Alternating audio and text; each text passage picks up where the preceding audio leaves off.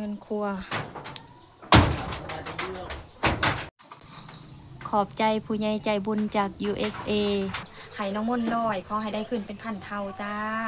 และน้องมนต์จะมานับเงินน้ำกัน1 2 3 4 5 6 7 8 9 10 11 12 13 14 15 1,500,000ขอบใจหลายๆเด้อพ่อบุญย่าของพ่อบุญพิเศษขอบใจ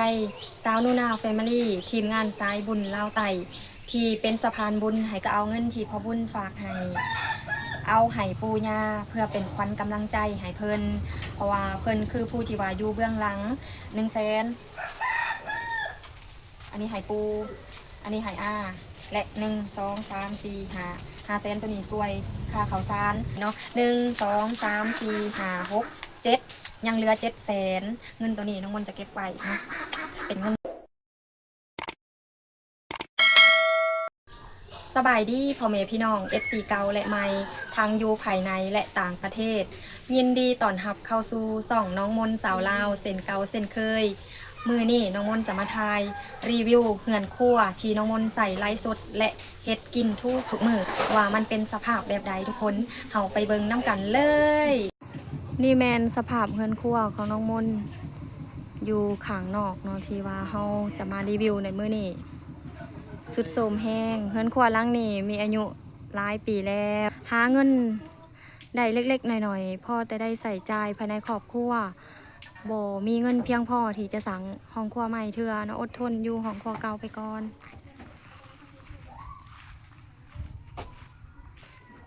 สภาพ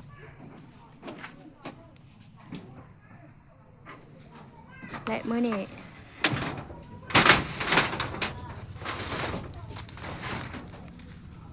มันฟืนที่เขาดังไฟนั่นแหละเขาจะสะกวกเป็นหูเป็นปอง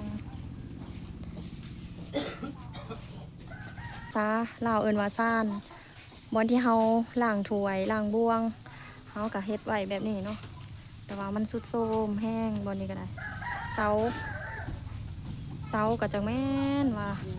สุดแห้งทุกคนเบิ่งนี่มันสิล่มเลยเป็นคนตัวเล็กตัวน้อยถ้าเป็นคนตัวใหญ่นี่ฮักแล้วเฮือนครัวน้องมนต์นี่สุดโทรมแห้ง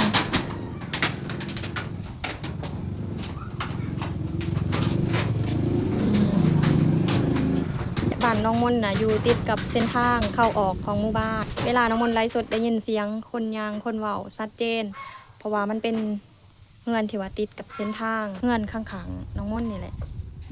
อันนั้นจะเป็นเฮือนครัวเขาเนาะเฮือนครัวเขาเป็นเฮือนไม้แต่เฮือนครัวของน้องมนต์น่ะเป็นเฮือนฟ้าเตะเป็นไม้เหี่ยแต่กี่ตะกอนเนาะเขาจะเฮ็ดเฮือนแบบนี้แหละ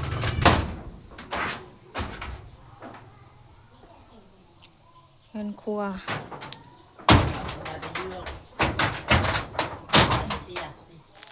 สุดโทรมแห้งเสาก็ได้นี่จะเป็นซานบอนที่ล้างถ้วยล้างจาน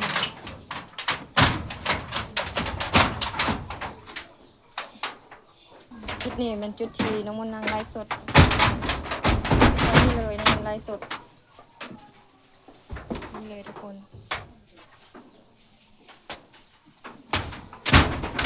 และบอนนี่เป็นกองที่เขาเอาสังกะสีใหม่มาทับเพื่อบอกให้มันหัวใส่นี่ลายปองเลยรถพรเนาะเปียกอยู่แต่กระเปียกบ่ร้ายเพราะว่าเขาอัดปิดไว้แล้วตัวปองใหญ่ๆนี่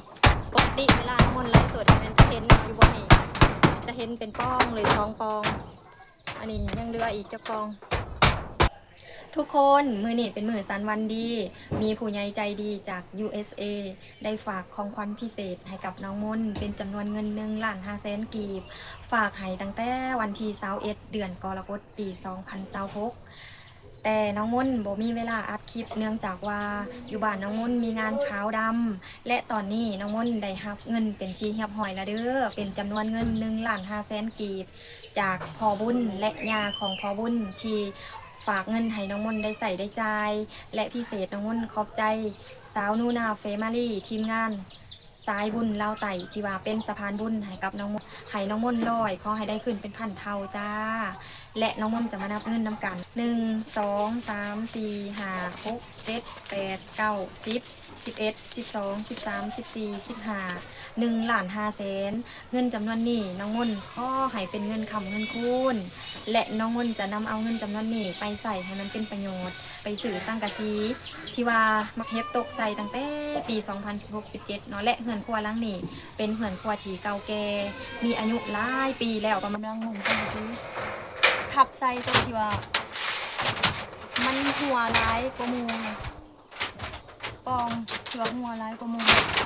ขอบใจหลายๆเด้อพอบุญย่าของพอบุญพิเศษขอบใจ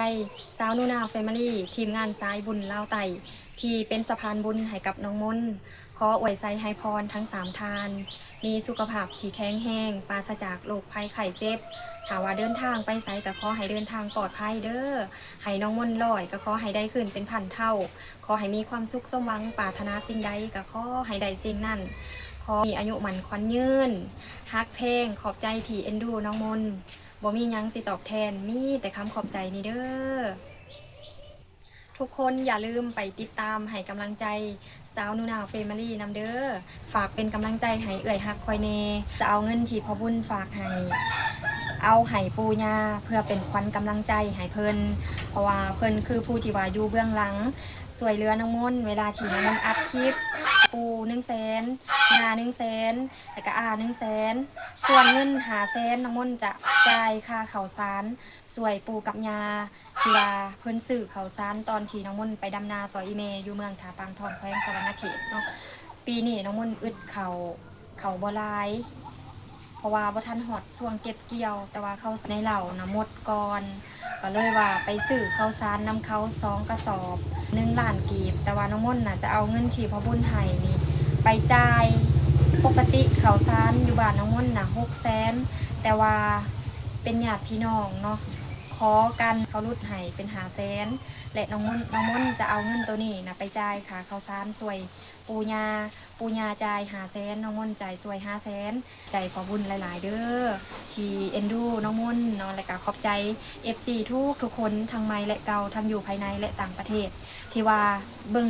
คลิปน้องมนสวยเรือน้องมนตอนนี้น้องมนกับเก็บสมองอยู่ฝากเป็นกำลังใจให้น้องมนเด้อนี่เป็นยาของน้องมนเนาะน้องมนจะเอาเงินให้ยา100,000อันนี้ให้ปูอันนี้ให้และ1 2 3 4 500,000ตัวนี้ช่วยค่าข้าวสารที่ว่าย่าซื้อตอนที่น้องมนไปดำนาซอยแม่น้องเพิ่นซื้อก่อนเพิ่นจ่าย500,000ยังเหลืออีก500,000ได้เงินจากพ่อบุญฝากให้ก็เลยว่าได้จ่ายช่วยเพิ่นเงินที่เหลือจากซื้อสังกะสีเล็กตะปูข้าวซาลีแลกแพมเพิร์สและเหลือจากการจ่ายค่าข้าวสารจำนวน500,000 กีบและเหลือจากที่เฮาเอาให้ปูกับยา300,000 กีบเนาะเฮาไปนับเบิ่งนำกันว่ายังเหลือเท่าใดตอนนี้เนาะ1 2 3 4 5 6 7ยังเหลือ700,000เงินตัวนี้น้องมนจะเก็บไว้เนาะเป็นเงินเฮงเงินขำเงินคูณคือน้องมนสิเก็บไว้ใส่ใจในยามที่ว่าจำเป็น